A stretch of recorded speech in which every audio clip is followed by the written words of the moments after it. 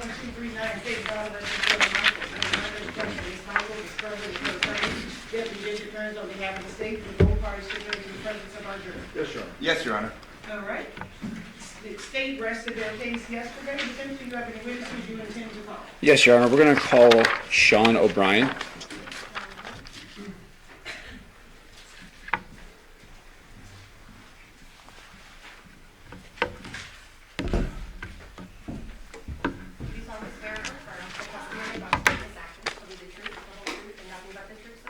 I do. If you please be seated.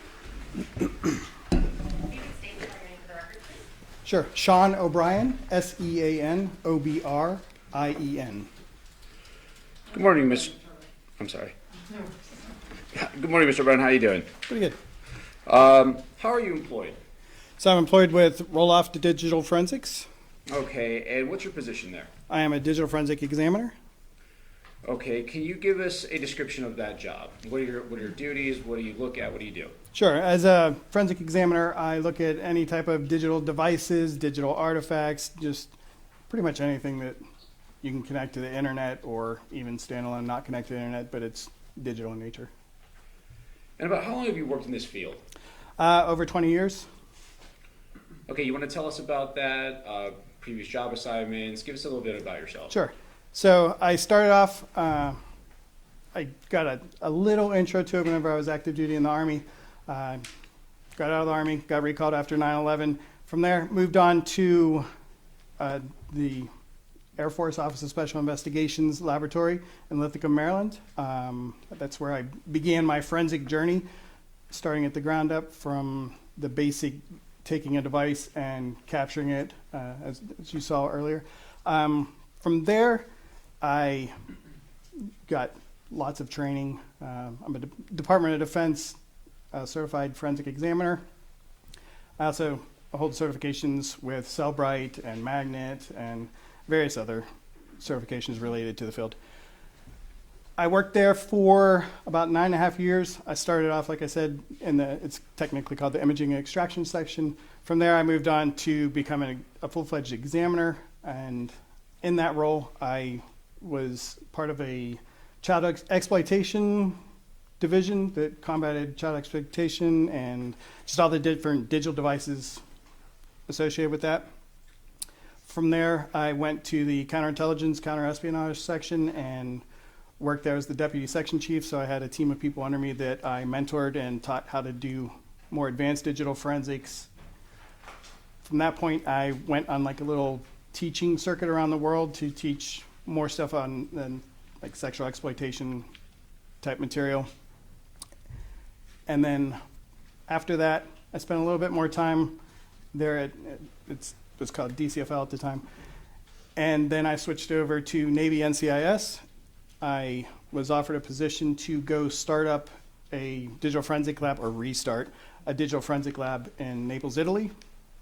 I was the sole digital forensic expert for Europe and Africa and backup for the Middle East. I covered all those countries. As part of that duty, I also worked in hand and on location with essentially like the special forces of the military police for Italy and worked in a lot of like terrorism cases and stuff like that with them. I also worked with NATO, establishing the baseline digital forensics standard operating procedures so that everybody in NATO would have a baseline, because you have a lot of different economics, like there's very wealthy countries in Europe and there's not so wealthy countries in Europe. So trying to teach them how to do forensics with the bare minimum, because a lot of the tools are extremely expensive, and just teaching them how to balance the cost versus that.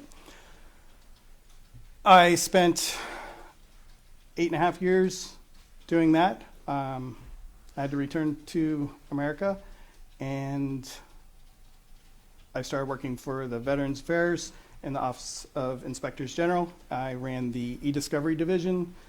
It's essentially, it's not forensics, but it is in a related field, and I managed a team of people that would pull emails and do examinations and help agents and other requesting officers or parties to do audits and things like that.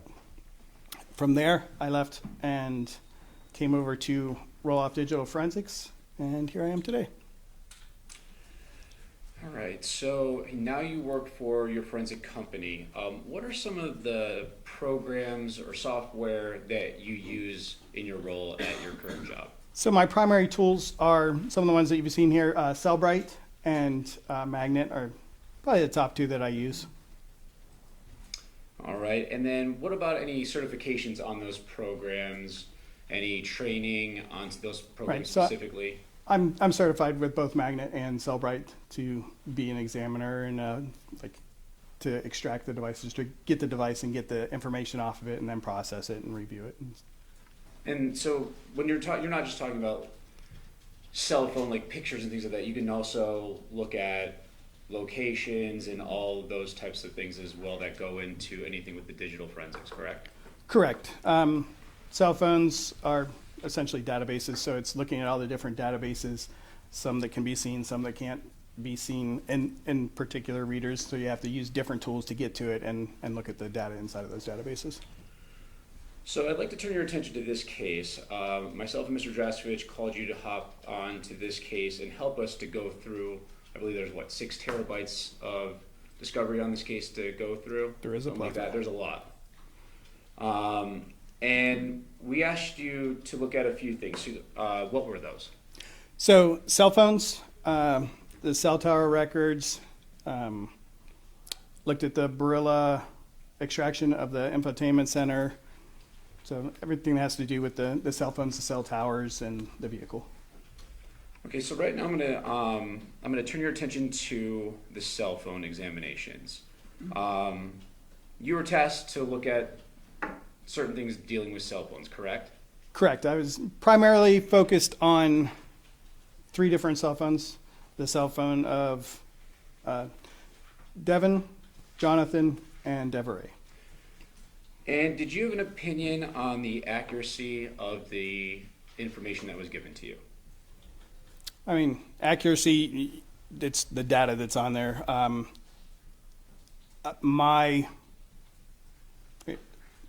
Are you asking more like, was there anything that stood out, or? Well, was it the accuracy of the extractions? Is there anything that was missing or that you would have liked to see more? So as previously stated, the cell phones are made up of databases, and I stated that the software doesn't always pull all the information. So the information that I was provided was a UFED reader report, which is after you do an extraction, you take that data, you put it into another piece of software, and then you can create a reader report, which is what I reviewed in this. That is only the data that is able to be interpreted by the software. So I found it problematic because over my review and looking at everything, it's only, of all of the apps that are on the phone, the average between the 3 devices was only 3% of the data was displayed and presented with the databases backing it up. So would it be your opinion that this was incomplete as what was provided to you as a whole? Yes. And what's the basis for your opinion on it being incomplete? Years of experience in knowing that one tool doesn't do it all, and that whenever you look at that and you see something as low as 3%, like, okay, well, what else is there? What am I missing? Personally, if I pull up Cellbrite, I'm looking through it, I don't work off of reader reports. It's a bad practice because, again, you don't have all the information. I typically use Cellbrite as an initial tool. It's very good. It's accurate. It's accepted all over the world. The data that it displays is great. The way that it displays it is great. But sometimes you're like, well, I want to know more about that. And if you're in a reader report, you can't go back to, say, a database that holds messages and be able to find out more information about those files and to look in the databases and see the different information. So not having that is problematic. And then I typically use other tools. So if there's a database I can't get into, I could run it against, throw it into Magnet Axiom and be able to pull that up and look at it in a different tool to try to verify information as well as see if there's any additional information that can be gleaned. If there's databases there that I can't get into, then I can pull it like DB browser or some other deconstructing tool that deconstructs the database so you can look at it in different manners. And I believe it was yesterday, Detective Campbell came in for the state and testified about UFD and I'd asked him some questions about UFDR. And could you kind of explain to the jury the difference between the terminology before we go any further? Sure. So, whenever you get a cell phone, I mean, if it's all right, I'd actually like to start prior to that, if that's Of possible. course. Okay, so whenever I've been to many crime scenes and was the person that collected the digital evidence and worked it all the way to trial, as you see today. The standard procedure is to get on site. What's this case? So first of all, you have to figure out what's your scope. What are you looking at? What do you have authority to look at? What type of evidence can you get? So first thing I do is I look after all the photos are taken, because that's the first thing that happens. The crime scene investigators come in, they take the pictures, and then we go in, we start doing a search. If I see anything that's digital in nature, I stop. If I don't have a camera on me, or there's another person that's assigned to take pictures, that person would come up, or I would come up, take a picture in the state that it's in the location that it's at. And then from there, once that's been categorized and like logged down, then you would take that, secure it from being connected to any networks, so turning off data, put it in airplane mode as a bare minimum.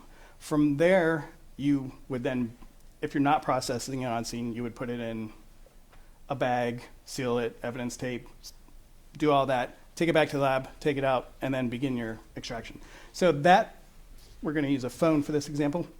The phone that was collected, I would connect that to it's called UFED, and there is a UFED for PC, which is software that's on a laptop, and you can connect the phone up to it, and it starts extracting the data from the phone and puts it on there. There's also like mobile UFED devices that you can be in the field and on the crime scene and plug it in. So there's multiple ways to get that data through Cellbrite, and what that does is it builds a UFD. And that UFD is more like a index and some supporting information that tells you, hey, in this big package of data, which a lot of times it's in a zip file, and it's the package that the UFD is going to refer to that actually has the databases and the information. So you load that into Physical Analyzer. So Cellbrite has a product called Physical Analyzer, and Insights is their newer version. And you can put the data in there, and that gives you access to the databases. And you can actually do some database, like go through the database and break it down inside of that software as well. You can use, it's called App Genie, so it'll go in and it'll look at the app and be like, well, what can we do with this app? Like, what more information can we gather? Because, again, it's a vendor software, so they're only doing what the people in my field are saying, hey, we need this to be adjusted. We're not getting enough information for this. Can you turn your attention to there and try to get more information? So once that's all gathered, you go in, you're starting to do your examination, starting to find all your bits and pieces, finding out what databases you need to explore more, what information is important. And then the requester, which is usually an agent, a police officer, or auditor, whatever the case may be, they'll want to see everything right away. Unfortunately, digital forensics is not a right-away type field. It does take quite a bit of time. 6 terabytes is a lot of time it takes to get through that. So they'll want something right away. You create a reader report, send it out to the requester. That way they have just a first look of like, oh yeah, that's my suspect. Oh yeah, this is a message they talked about. And you can start to get little bits and pieces. It keeps them happy while you're doing the more in-depth stuff. It also allows them to say, hey, I saw a message on this day, but I can't find anything else that's around there. So they reach back to me and say, hey, this date, I need to know more. So then I can hone it in and be able to say, on this date, at this time, looking at these different databases, I was able to determine this or to provide more information. And then from there, you write up a report, you put everything together, and then it goes back, the report goes back into evidence if it's an evidentiary report. Again, you're working off a copy of the data, so the phone's already been put away. You don't mess with that anymore. If the extraction, like you drop a hard drive or whatever and it stops working and you have to re-extract, you still have that. And one of the other things to touch on that, there's a verification. So I know earlier in the trial there was talk about a hash value being a fingerprint. Same thing, whenever it does the extraction, Cellbrite does a hash of the data and you're able to just click on verify hash value to make sure that you're looking at the same data that you were previously. So, in reviewing this and basing your opinion, what are we looking at here? So right here we're looking at this is the UFED reader report, and it has different data located there. So you'll see the file system, which is essentially the background of the phone, and it shows the different areas that databases are in. The one database that we'll look at in a little bit, or information that was supplied from that database, you can see I have typed out there the path that has the com.android.providers.telephony and the databases. If you look in the directory on the left-hand side, it does go in alphabetical order. So, And Mr. O'Brien, if you Sure. want to use your mouse, don't click on it though, because of the No general clicking. intent, but all right, no clicking. yeah, you So- go ahead. Right here you see com.android Chrome, com.android vending, like wallpaper backup. So that only 3 com.androids were found, not the com.android providers. Like that whole directory structure isn't there to include the database. So is this a complete picture of this phone? It is not. Okay. So did you also review the Armada infotainment system? So I reviewed the portions of the Barilla extraction that were provided to me, which were the data locations where the vehicle traveled. And so I'm thinking that we heard testimony about how Detective Campbell was told, or I'm sorry, it was Detective Good was able to go through and kind of ping along how I'm sorry, Detective Spangler, all these guys with these technology and phones, I apologize. Detective Spangler was able to go and follow the infotainment system of where the car went, when it started, when it stopped. You saw that, correct? Correct. And I believe it was brought up that Miss Michaels was at a car wash around a certain time. I believe it was between 8:14 and 8:24, and the state phrased it as a car wash, correct? Yes. And we asked you to look at the points at this supposed car wash, and that's what we're looking at here. That is correct. Okay, and we see that the kind of the top half of it, it's the gas station, it's a convenience store, it's not just a car wash. But what did you do here? So the first thing I did was I looked here. This is the car wash. You can tell by the structure and the wet marks, and then if you do street view, you can go in and see that as well. So I noticed there's no pings along this backside or anywhere along the car wash area. I also looked at the date and times and the start-stop time of the vehicle, which also was indicative of not really enough time to get a car wash, not in the right location for a car wash. But it did show that there was activity under this canopy, which is where the gas pumps are, and is also where all the pins happen. The locations are all in the gas station area. Coming in from this side, going around into the area here, and then come out and leave that direction. And just as a side, you shut off your car when you get gas, right? Typically. Usually when you're at a car wash, you leave it on, you're sitting there listening to music. Or having to drive forward, yeah. Correct. Or neutral, let it go on its own. So, turning your attention to another item, did you review video data at 6505 Taylor Creek? I did. And what is your opinion of what was recovered from that address? So again, I believe it to be incomplete just based upon the type of evidence that it is and the devices that it comes from. There are, as you can see on the screen, 2 of them are labeled ring video, and the other one just has what appears to be a date timestamp and a .mov. The others are .mp4s. So the 2 videos on the right, the washed out one and then the one that's more in color, appear to be videos that were extracted off of either the Ring app or like you can go online to the website and pull it down, download it. You can share via email. There's lots of things that you can do with Ring videos. And the one on the left appears to be a few still shots that were then combined into this video that's there.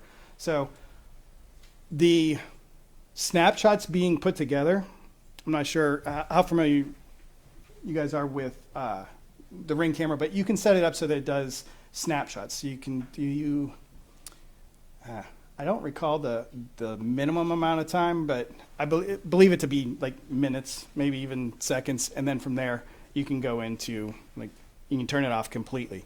So the fact that there are what appears to be snapshots would indicate that snapshots were being taken.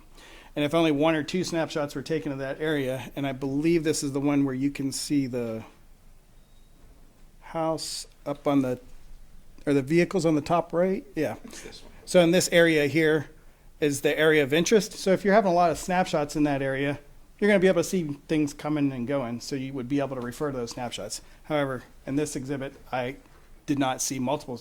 Well, there were multiple, but not a plethora, not a whole bunch of snapshots to look through. It was just, hey, we collected these 2 or 3 snapshots because we see the vehicle there, and then done. But there's so much more that could have been collected on that and more information.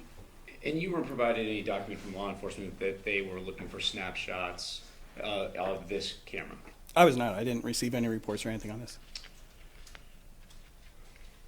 Are you aware that any other videos that had been provided to you, anything else that you saw that was recorded except for what we saw here?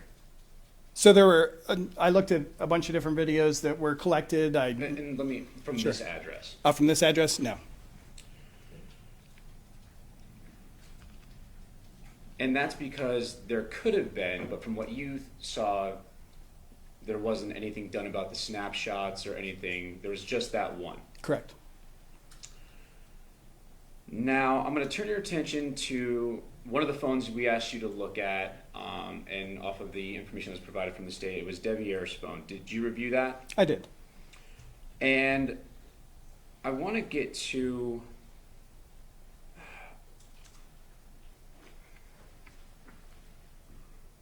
was it a complete capture of Devyn's phone? No, same as previously shown.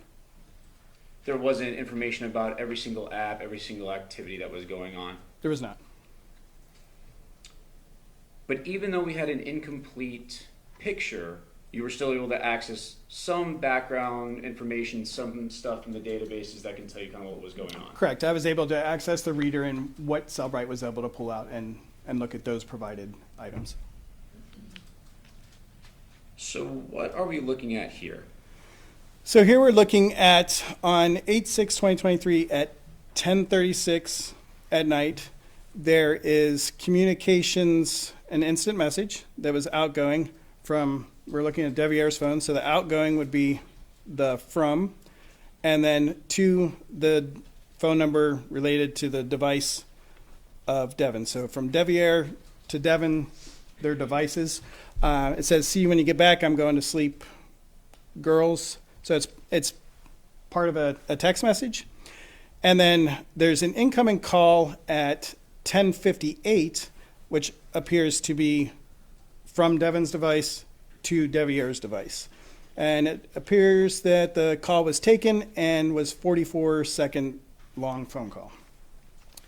The last item is at 2:12 in the morning on Devyn's phone. There was part of the Android messaging here. There was a icon, so whenever you save a contact, you can add a picture to it, and just so whenever you look at it, it pops up, has the picture. So this is a picture like that. And this is a little bit more information on that Correct. icon. Same one, it just different slide. Same timestamp. Same timestamp, date. same messaging, same area. And this is just a close-up of the photo of the contact. It is. So it shows that there may have been some activity going on at that phone around that time. Correct.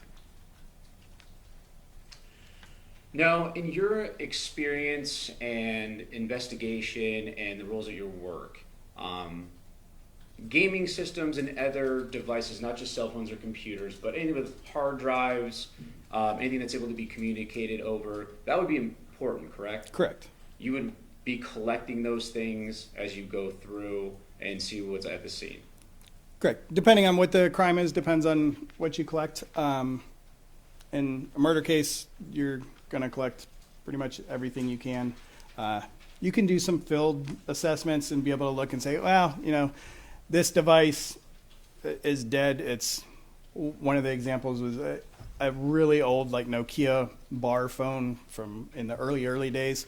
And if you're dealing with a crime right now, there's no power to it. It's stuffed in a box in the back corner and like in a storage unit or something like that. You might not necessarily take it. I mean, you could, but it's more, all right, well, we know that's there if we ever have a need for it. But in general, if you're doing what's considered a major crime, which murder falls under, you're going to want to take as much digital evidence as you can until you start getting more information. Because in the beginning of an investigation, you don't really know what's going on. You're trying to collect anything that may have evidentiary value to later be examined, or if something comes about the investigation, you have that preserved. Correct. And even in this case, so there was an additional cell phone, I believe it was Devyn's cell phone, that was, okay, this is too old, the activity is too old, it's not really relevant to the specific focus point of this investigation. So again, collected as it should have been, reviewed, not relevant, set it to the side. So here's a picture. It's one of the exhibits that has been admitted for the jury to look at. Just looking at this picture, do you see anything here that of evidentiary value that would bring you to preserve some of the stuff? So I see two items in here that could potentially hold additional information. There is a Xbox on the... And I prepared it a little bit here just for you. So it appears to be an Xbox here and then a Nintendo Switch here. And the significance of that is that both of those devices you can chat with people. You can communicate. There's multiple ways that you can do that. One of them you'll see in a little bit, like Discord is a really big gamers app. A lot of people that use Xboxes also use Discord as a communication method if the game that they're playing or whatever doesn't have it embedded, or if they just want to save speed or data just to make things more efficient. But even in like a Nintendo Switch where you can switch out data cards to store things and add more games, or even Xboxes with hard drives to plug in for additional space, it can be just a normal hard drive. Those are things that you'd want to look at and see if they were there. Absolutely, and they connect to the internet and you can browse the internet as well. So potential for communications that way on top of chat applications. So going to other things that could have been looked at here, what are we looking at on this exhibit or this slide? So this is showing that the Discord app was purchased through the Play Store on Devier's phone, and it looks like 4/27/2023 is whenever it was installed. So yeah, it just shows that an additional chat application was on his phone that is also found on gaming systems. And Discord, I know you kind of briefly touched on it. I'll let you explain that because you're more well versed in that. Can we just go through again for the jury what that is? One more time, please. Discord, what Discord is? So Discord, a chat application, you can have it on your phone. You can have, there's multiple places that you can hold that, and it allows you to communicate back and forth via voice or text.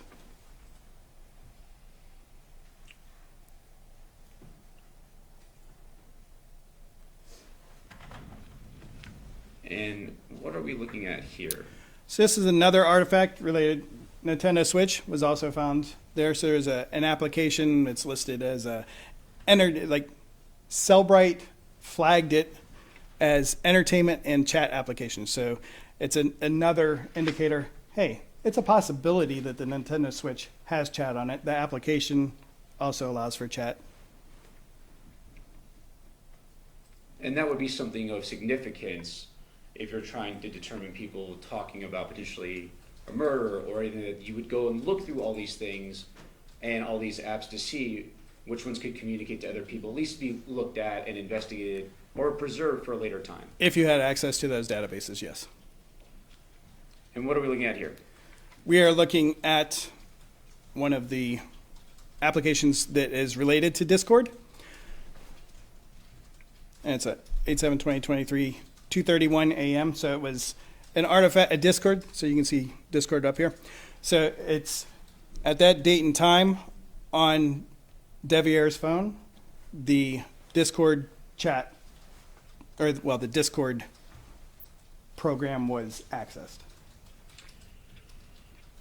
And that was at 2:31 a.m. on August 7th. That's correct. So it says modified. Anytime the system does anything to the file, then it would modify it because it's making changes. And briefly, you didn't look at any router logs, did you? I did not. You weren't provided with any router logs? I was not.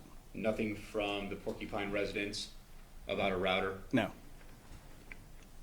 That would have been helpful if you would have had that at that address, correct? Correct. So, as previously testified, the router holds information of connected devices. That's really important, especially whenever you're looking at an investigation like this, because if you know what devices have been connected, then you know what devices you don't have, or you can verify the devices that you do have. So you could look at it and be like, well, 6 phones show up on here, but I only have 5. Where's the 6th? And some of these artifacts that we've seen, this could all be indicative of activity on either the phone or gaming systems. There's something going on, but we just don't know because we don't have the full picture. That is correct.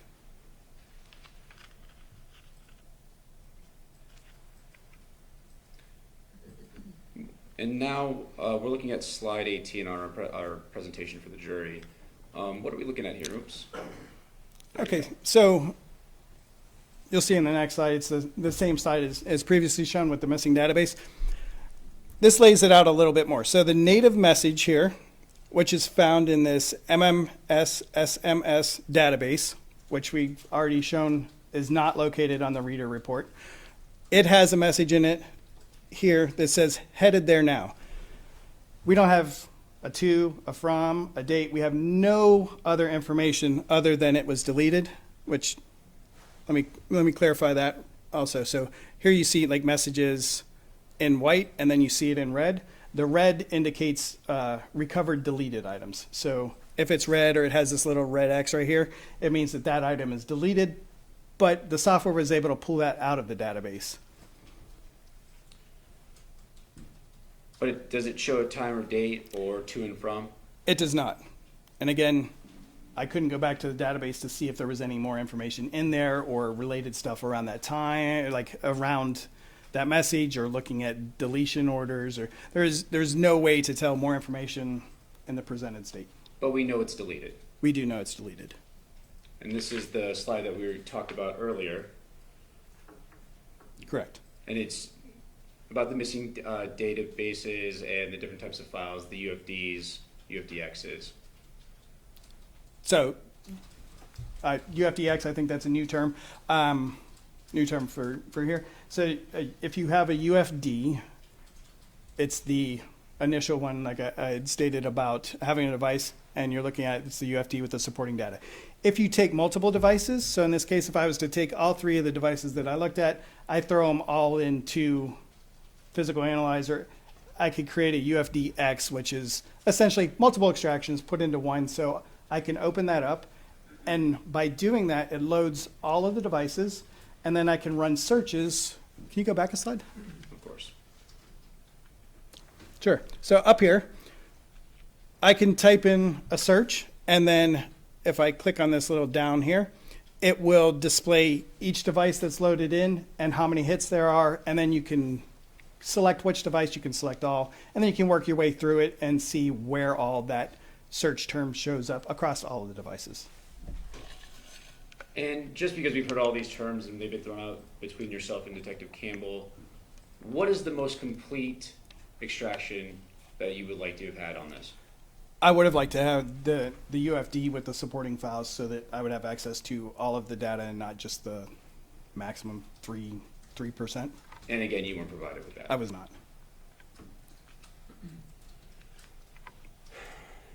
Now, when we asked you to review, yesterday we heard from Detective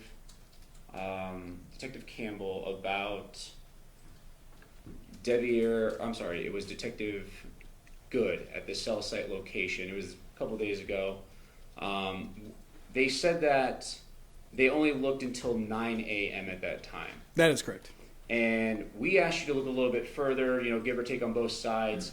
And did anything stand out to you? There was a location I was like, this looks interesting. Maybe want to take a look at it. Again, I don't have much more information other than the location at the time that was shown. And so I brought it to the attention and just because I know it's hard for me to zoom in on this, how we have it set up, but if you could just put the mouse on the two little points that we have on there so the jury sees what we're trying to point out here. Sure. So here is Jonathan's home. And then here is one in the southern part of the valley, more in a remote area.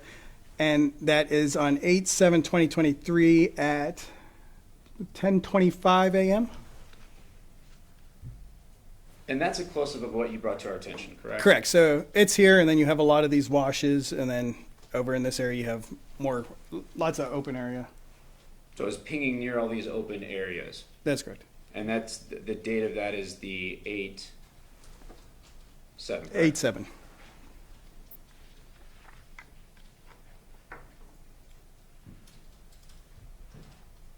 In your review of this, and I know I've hit this a bunch, but this is not complete. It is not. There's more out there that could have been done. Absolutely. And some of the things that we've brought up, these are things that we would have liked to know more about, we just couldn't get into. Correct. That could have helped us. Correct. Court's indulgence. Pass the witness.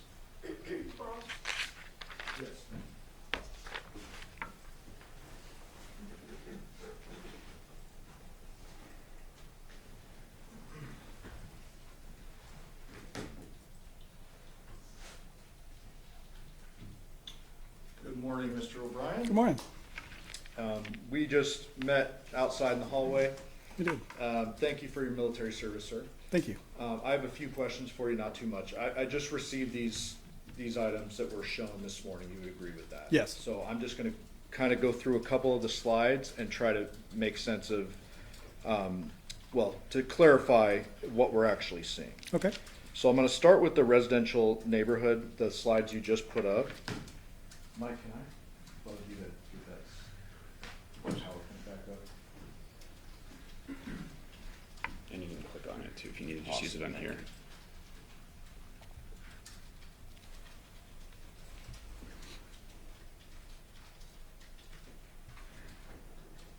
Yeah, perfect. And then you can click on the slides below and it goes up. Perfect, thank you. So I'm showing the slide that you'd agree that's a residential neighborhood, correct? Yes. And you looked at a whole lot of stuff in this case. Would that include text messages on Devier's phone? It would. We got a bunch of text messages after 9 a.m. On August 7th of 2023 from Devier's phone. Correct. And you'd agree with me there's text where he's talking with his boss and talking about a job and going to that job? Yes. Okay. And you'd agree this is a residential neighborhood, a newer one, kind of out at the tip of the valley? I would.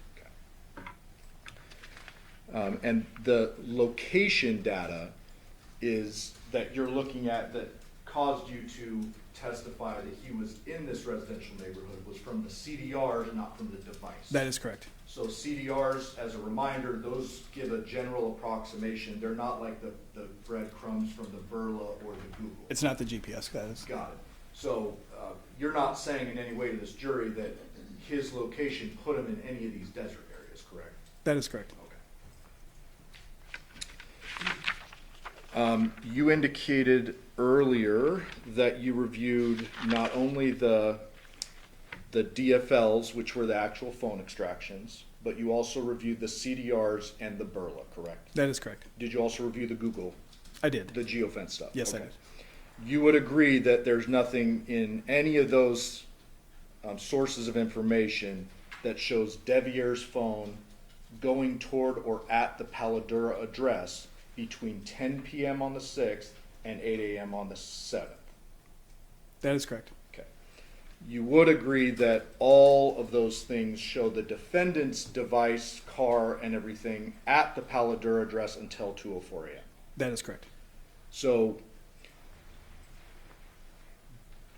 the Google data is separate, and that was a geofence, Yes. right?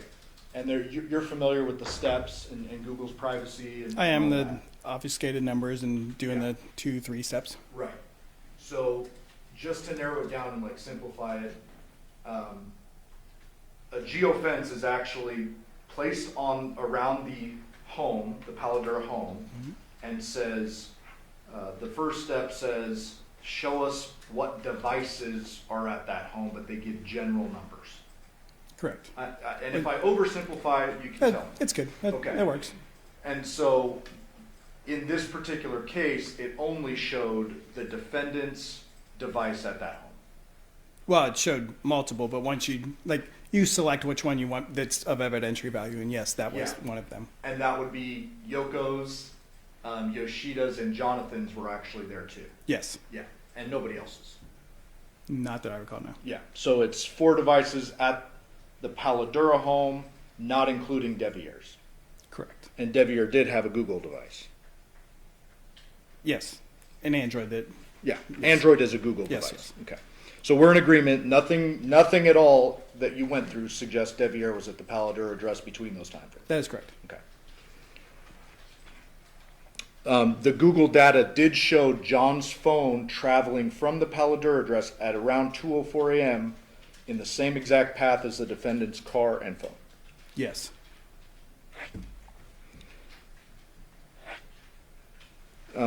Real briefly on the car wash. That information was gleaned from the Burla.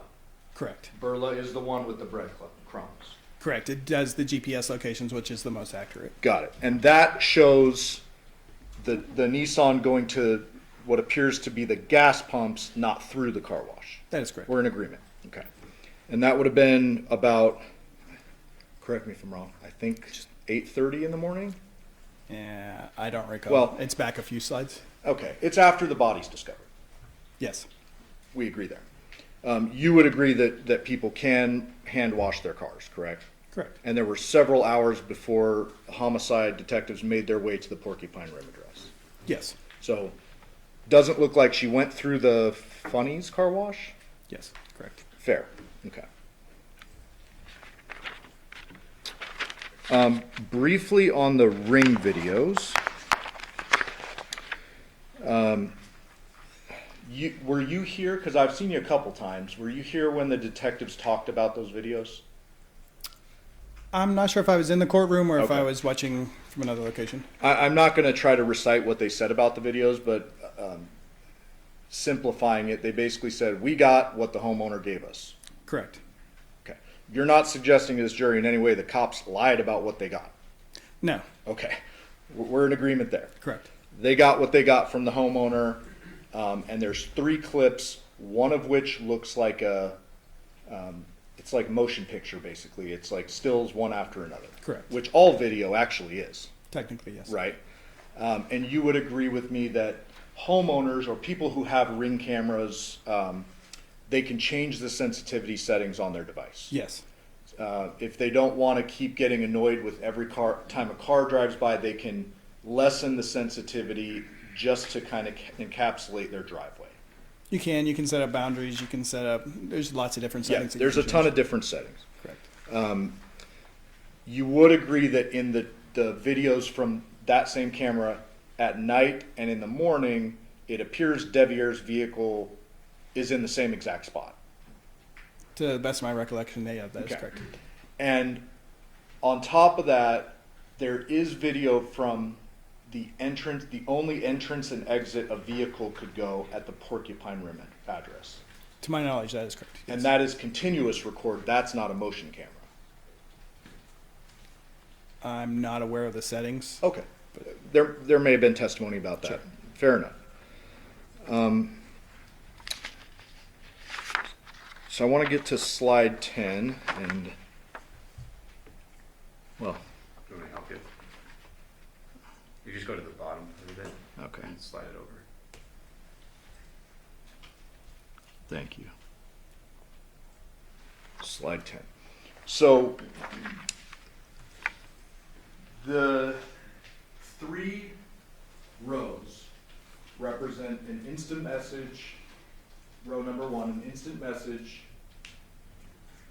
from Devier's device to the defendant, see you when you get back, I'm going to sleep, girls, correct? Correct.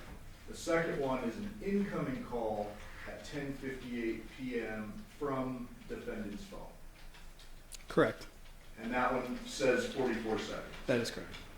The third one is an image that you brought up today on August 7th at 2:12 a.m. That is correct.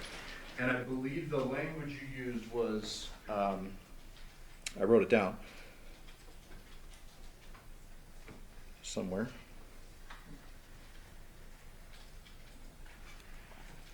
Did you say accessed? What, just tell us, what does this mean? Like this? So that particular picture, the PNG, was the device accessed that. I don't have more supporting information about anything else that was happening at that time, again, because I don't have that database, but something was done with that particular file at that particular time. Got it. So we understand though, when you use that terminology, are you saying the device accessed it or a person accessed it? Unable to determine. Okay. If I can say that like the device shows that there was some sort of activity on that. yeah, and just so we're clear, a device can do things in the background, can access, can cache, can do all these different things, correct? Yes. If it's the opposite, if it's a person accessing it, you would then agree with me that at 2:12 a.m. a person is with that phone using it. You stated that a person was to show that a person would have to be there. Yeah, absolutely. I mean, Yes. it seems obvious, but like, there's two alternative theories. It's either the device accessed it somewhere in the background, or a person is actually handling their phone at 2:12 a.m. That is correct. Okay.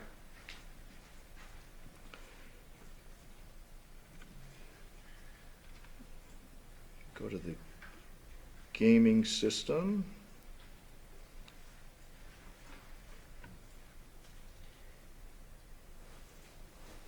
So you pointed out a couple of a Nintendo Switch and an Xbox, correct? That is correct. And there were, to your knowledge, no gaming systems found in the other home, the John's home. I am unaware. Okay.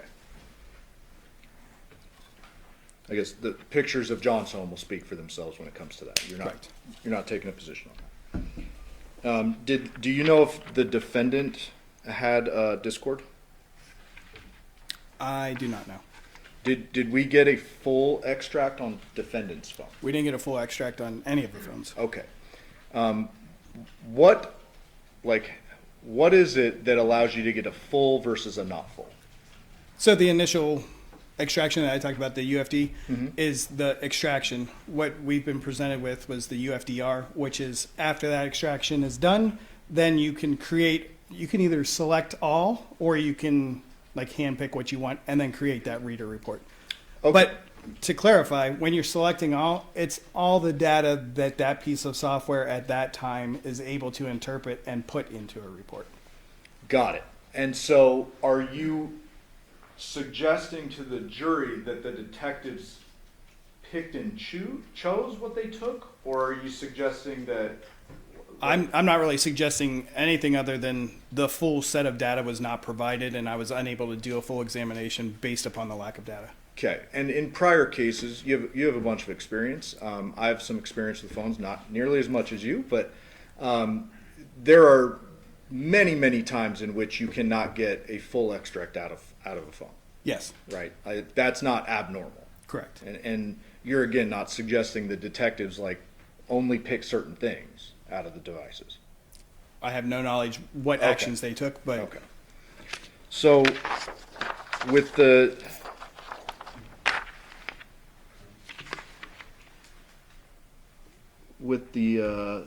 text here on slide 18. okay.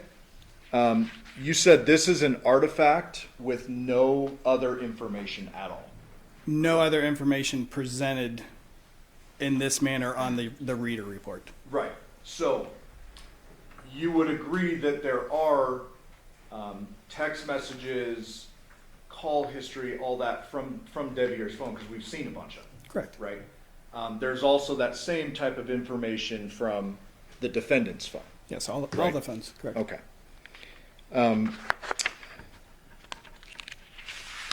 The text history for Devier's phone goes back years, right? It's quite far, yes. And he has a bunch of contacts saved in his phone like we all do, Correct.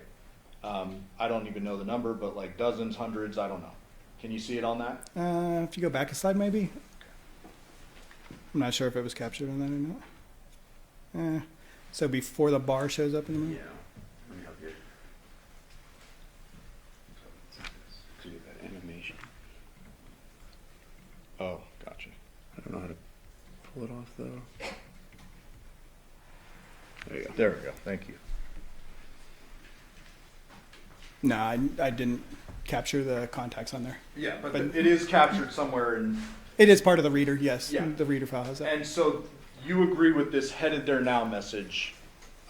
That could be to any number of people years back, 5 years ago, 4 years, whatever it is. That is correct. Okay.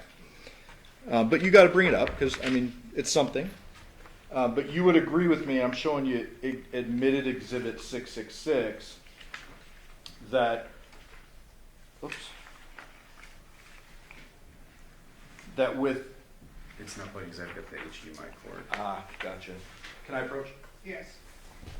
Does this appear to be to you one of the, or the text string that the parties admitted between Devier and defendant? That is correct, yes. And this shows a relationship text, 8523? 8-5 at 1 a.m. already adjusted from UTC. Yes. This next one is from voicemail to Devier, So voicemail being the owner of the phone. and it says, "Where the WTF are you? You obviously ain't home, but you ain't cheating!" Exclamation points. That is correct, I see that. And August 5th. 2023 at 4:02 a.m. Okay. And then the next text says, "From Devier to the defendant's voicemail. See you when you get back. I'm going to sleep. Girls are in the living room." Correct? That is correct. Okay. No other text saying I'm on my way, or I'm sorry, headed there now. No.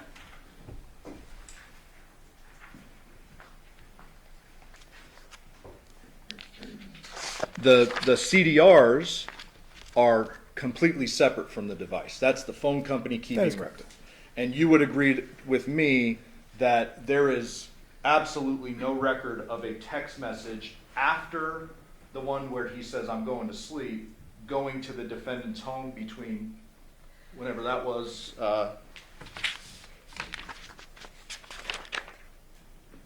10:36:24 p.m. and 8 a.m.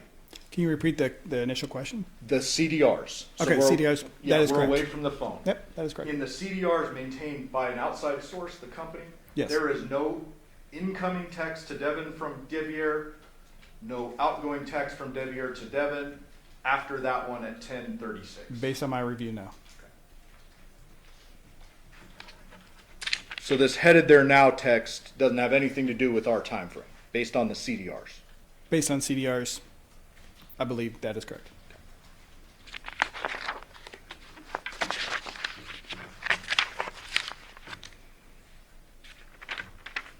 Just make sure I got through all of them.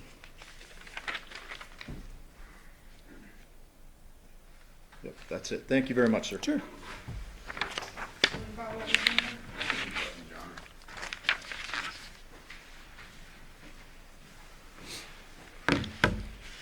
Just to touch base on the picture being accessed and the gaming data of, I think it was, what's it, a core or a Discord? There was activity the morning of, or the early hours of August 7th. That is correct. And do you know if Devier had his phone on him? I have no, I wasn't there. I don't know. Yeah, we don't know either. Now, the state brings up the Funny's car wash. Let me pull this back on this slide.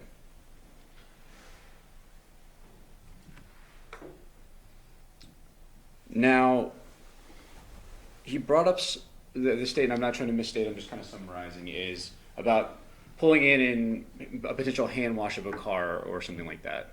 You remember that question? Yes.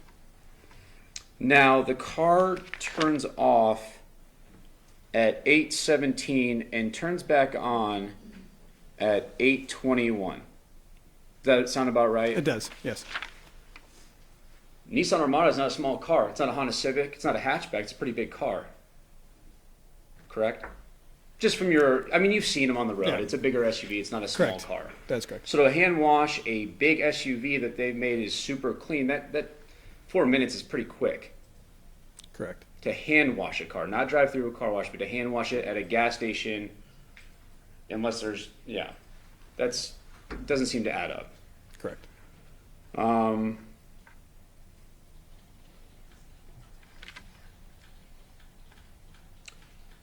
When he asked you about the ring cameras at Porcupine, Mr. Giordani asked you about the cameras in and out of the development. Remember that line of questioning? I do.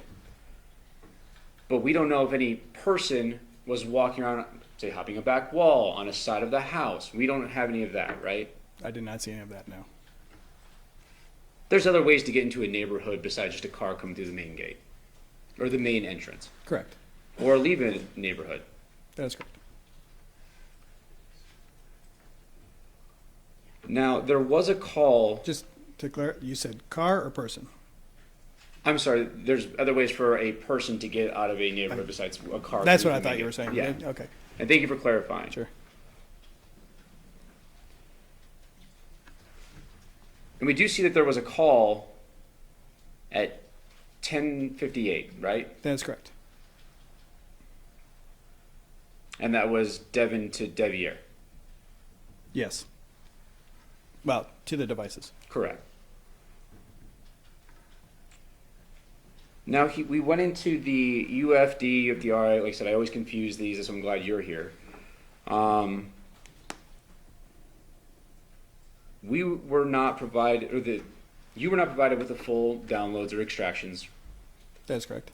And from Detective Campbell, yesterday he testified that he got his extraction and gave it to Detective Ozawa. It's kind of what you remember because you've looked at the reports. You're familiar with the case. Yes. Do you remember seeing or do you remember being handed any kind of information from phones that there was a follow-up from Detective Ozawa to get more information on the phones? I did not see any more. You were just given the initial UFDR of the phone.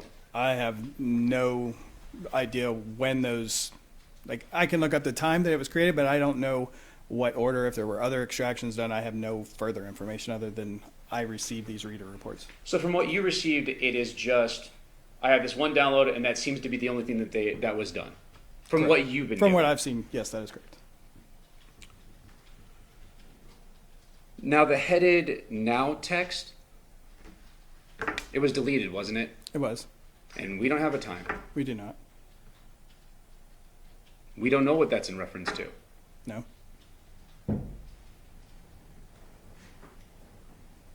And going back to the ring cameras at Porcupine, or from the address, there's so many. The Taylor Creek address, Okay. you don't,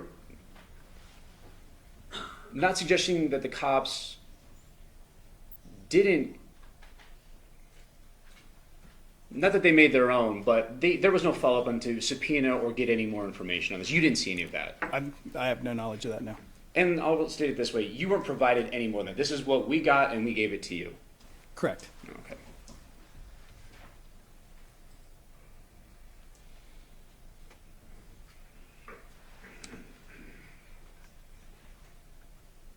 And just going back to this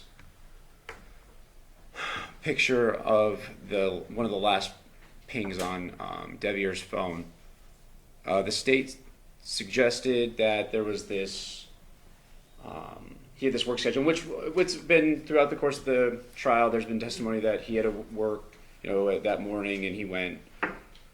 But were you able to confirm that by any text message you looked at through the phone? Nothing popped out to you. No, nothing stood out to me. It's kind of why this popped out to you by this area at this time. That is correct. No further questions. Any follow-ups, Dave? Yeah, I have to apologize. So There actually is text messages where Devier is talking to his boss and saying, I'm headed to a job out.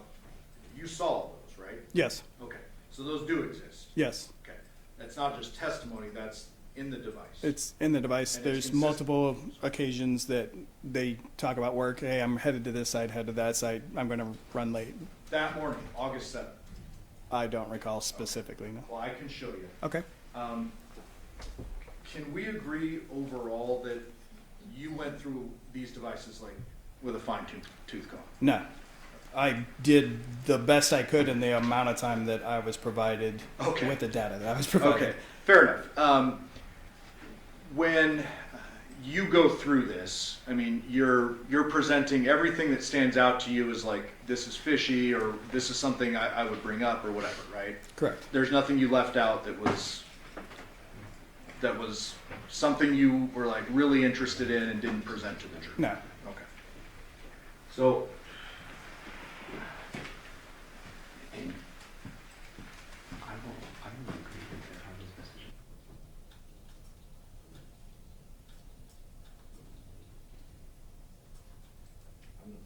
okay, so,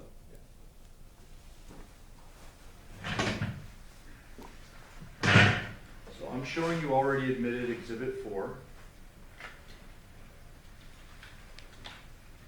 And I want to kind of show you this just in context of the timeline you just provided to the jury. So we agree that there is an incoming call to Devier's phone at 10:58 from defendant's phone. Correct. 10:58 p.m. on the 6th. 10:58 p.m. on the 6th, 44 seconds. And this is already admitted earlier by us. Well, let me back out so you can verify. You would agree that this appears to be stuff from the defendant's phone, correct? The Z fold? Based on the naming, Yeah. yes. And then I'm going to go into the call log timeline.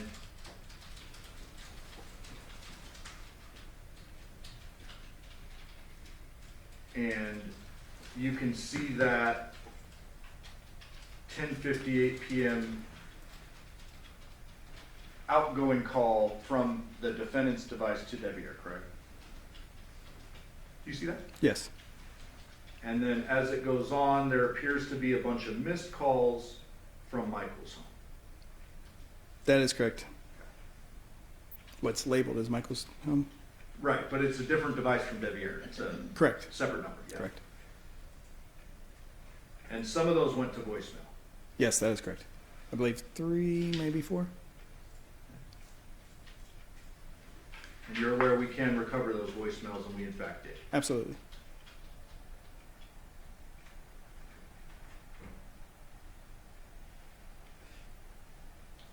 Opening the folder entitled Audio.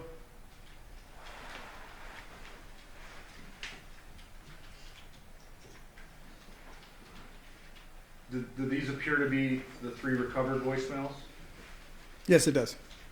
And these are after that 10:58 p.m. call from the defendant to Devier, correct? Correct. It appears to be about 11:13, 11:18, 11:21. And if I click on this, is that going to play the audio? I hope so.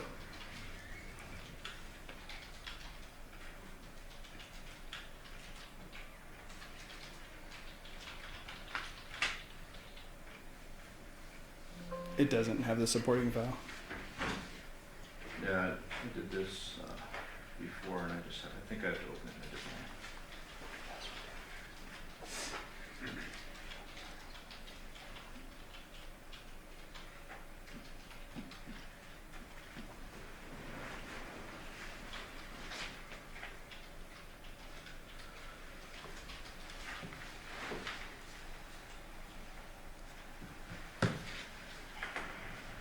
Mom, you've answered this one a lot to me. I woke up in the middle of the night, Debbie is sleeping dead. Please, I can't really fall asleep now. I wake up. Please give me a call back. Did you hear that? I did. You familiar with that? I am. Okay.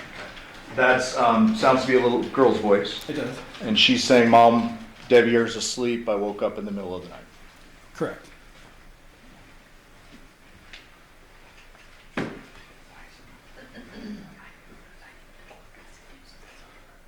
Victoria, can we somehow beam that up? Because I have the We Present on. I don't know why the audio's not playing over here. Because my laptop's plugged in still. No, I unplugged it. Well, may I inquire if the jury heard that? Yeah, did you guys hear that? Okay. Yes. And Mr. Giordano, if you wanna put the laptop next to the microphone, it may make it louder. That would make sense, wouldn't it? Yeah. Here we go.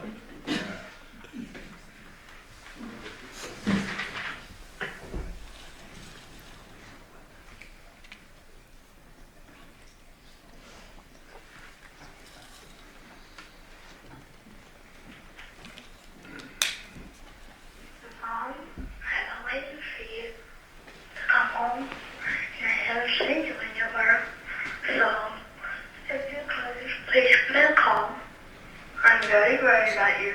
I'm very scared. I don't know if you got in a car accident or any church things. And I'm getting very worried. Please call me, please. Everyone's asleep. I woke up in the middle of the night. I can't fall asleep. I've been trying to get everything prepped for school tomorrow. So, the rear's not down, today's not down. I can't fall asleep. He's been telling me what you got here to everything. You said you were going to get some medicine. And then you never got any. So please give me a call back. I'm very worried. That was voicemail number 2. Sir? Yes, that is correct. And you heard the little girl's voice say, everyone's asleep. I woke up in the middle of the night. Yes, I did. Devier's knocked out. I don't think she said that, but Okay, well, I'll play it again then. Mom, I've been waiting for you to come home, and I haven't seen you anywhere. So, if you could, please give me a call. I'm very worried about you. I'm very scared. I don't know if you got in a car accident or any church things. And I'm getting very worried. Please call me, please. Everyone's asleep. I woke up in the middle of the night. I can't fall asleep. I've been trying to get everything prepped for school tomorrow. So, the rear's not down, today's not down. I can't fall asleep. He's been telling me what you got here to everything. You said you were Did going you hear it that time? I did. Thank you. Sure.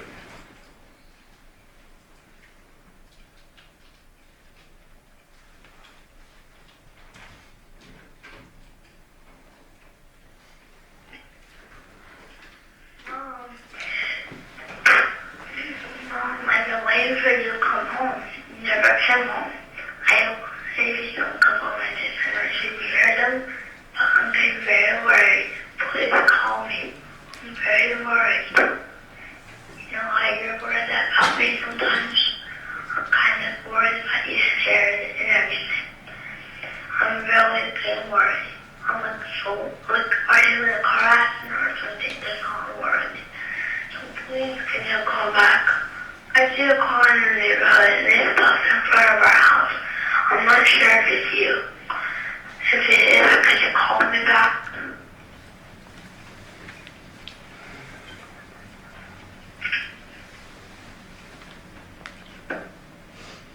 And that was voicemail number 3. That is correct. And then if we back out of that, we go to the report. That would have been, for the record, 11:13 p.m., 11:18 p.m., and 11:21 p.m. in that order, right? That is correct.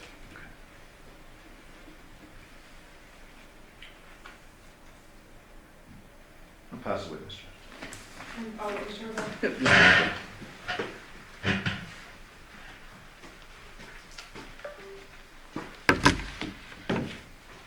Those messages were around 11 p.m. is what you recall.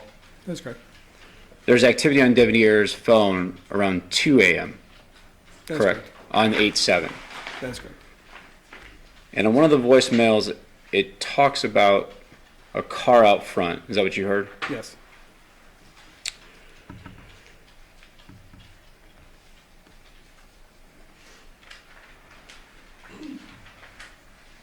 Now, going back to the wash,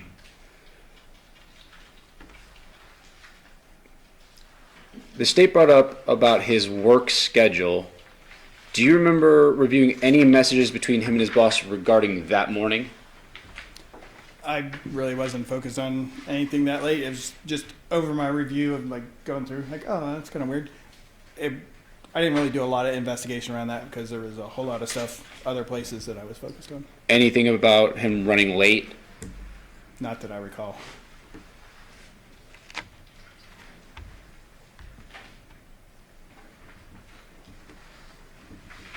And we saw those artifacts on the phone around 2 a.m. with the Discord and the photo.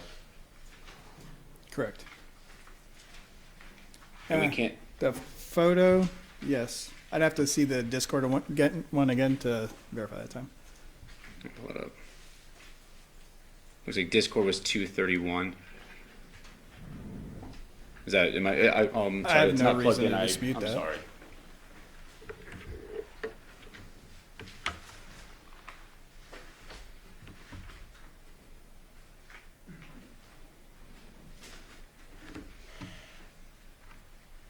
I don't know what just happened now. There it is. 2:31 a.m. Discord. That's correct. On 8/7.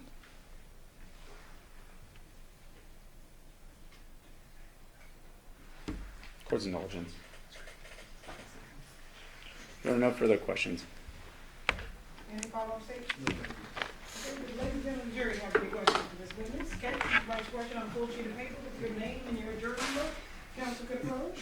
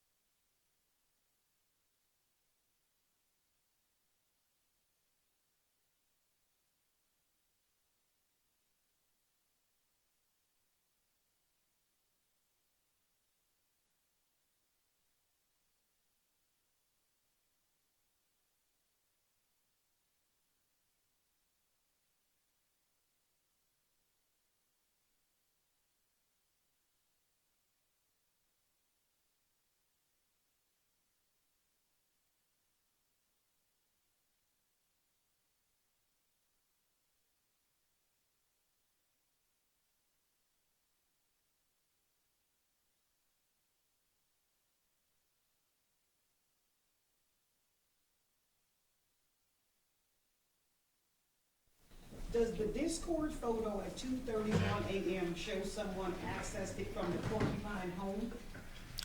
There is no indication of where that came from. I'm sorry, no indication. No indication of the location of where that came from. When you look at the Burla data, did Burla show Devyn going straight into her neighborhood and to her house? One more time, please, ma'am. When you look at the Burla data, did the Burla show Devyn going straight into her neighborhood and to her house? I believe I need further clarification, like what time frame, or if that could be clarified more. I have to read it directly Okay. as they wrote it. Was there any stops in her neighborhood? None that stood out to me now. When using chat applications such as Discord or others, if the phone is set to show notifications, will this create activity records even if the phone is not being used? Yes, it houses it in a database, which, again, I didn't have access to that database. Okay. Mr. Horvath, any follow-up based on the jury questions? Of course, indulgence. Okay.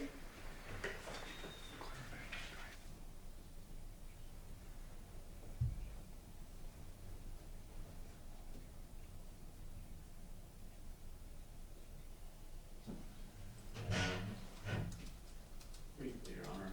So the main question at 2:04 when the Armada leaves Paladura, it goes to the pharmacy, correct? That's what you reviewed? Yes, that is correct. And then it goes straight home. Yes, That's it. that is correct. No other stops. Not that I saw, stood up, no. No further questions. State, any further questions based on the jury questions? Just briefly, you'd agree with me that the Nissan Burla data is specific to the car, correct? Yes, that is correct. Nothing about that or the phones is gonna show whether the defendant got out of her car with a basket, with a head net, walked over to the neighbor's house and dumped it in the trash, correct? Potentially, Barilla could pull information about weight distribution and, like, you know how if you're in your car and it says, hey, there's something in the back seat, make sure to check it. Potentially that could be there. I didn't see any, only information I got was location data. So human head weighs about 8 to 10 pounds, we agree? Sure, If a doctor testified to that, we can agree. sure. Are you saying that the Burla would show an 8-pound differential? Or, I'm not really sure. I mean, it's dependent on the car, so I don't know what the setting is on the car, but it's possible. okay. So you have nothing to suggest that the defendant's car stopped anywhere else? That's correct. We've already talked about. CVS and then, Yeah. correct. And she can, whatever she did after she got out of the car, you have no evidence of that? That's correct. Thank you. Pass it.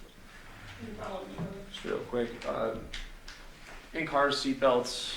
Some in the newer cars, this car looks like it's a newer car. Sometimes when someone is less weight, you know, it says buckle the seatbelt or they shouldn't be there. You've seen those at mornings, right? That's correct.